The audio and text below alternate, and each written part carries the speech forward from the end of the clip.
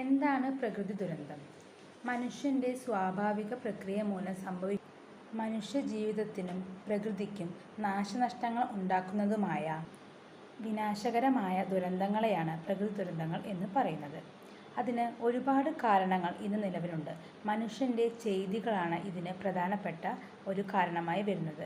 മനുഷ്യൻ മരം വെട്ടുക, പിന്നെ മണ്ണിടിച്ചിൽ, ജലങ്ങളിൽ നിന്ന് മണൽ വാരുക, പ്ലാസ്റ്റിക് നിക്ഷേപിക്കുക തുടങ്ങിയ പ്രശ്നങ്ങളാണ് കൂടുതലായിട്ടും പ്രകൃതി ദുരന്തങ്ങൾ ഉണ്ടാവാൻ കാരണമാകുന്നത്.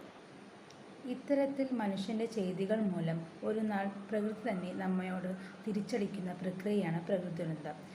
വെള്ളപ്പൊക്കം പോലെയുള്ള മാരകമായ ദുരന്തങ്ങൾ ഇന്ന് നമ്മുടെ നാടിനെ നല്ല രീതിയിൽ ബാധിച്ചിട്ടുണ്ട്. ഒരുപാട് കുടുംബങ്ങൾ അനാഥരുമായിട്ടുണ്ട്. അതിനെല്ലാം കാരണം നമ്മൾ തന്നെയാണ്. പ്രകൃതിയെ നമ്മൾ ചൂഷണം ചെയ്യുന്നത് പോലെ ഒരു നാൾ പ്രകൃതിയും നമ്മയോട് ചൂഷണം ചെയ്യുന്നതാണ് അതിന് കാരണം. വെള്ളപ്പൊക്കം ഉണ്ടാകുന്നത് മൂലം നമ്മുടെ വാസസ്ഥലം നശിക്കുകയും കൃഷിയിടങ്ങളും മൃഗങ്ങൾ തുടങ്ങിയവയുടെ എല്ലാവരുടെയും വാസസ്ഥലവും നശിക്കുന്നു. ചുഴലിക്കാറ്റ് തുടങ്ങിയ ഭീകരമായ പ്രകൃതി ദുരന്തങ്ങൾ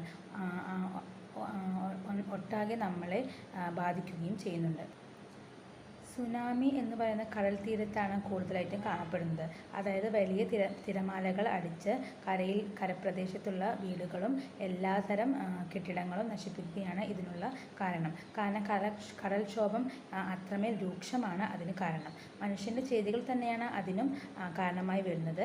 അതുകൊണ്ട് തന്നെ ഇത്തരത്തിലുള്ള ചെയ്തികൾ നാം ഒഴിവാക്കേണ്ടത് അത്യാവശ്യമാണ്.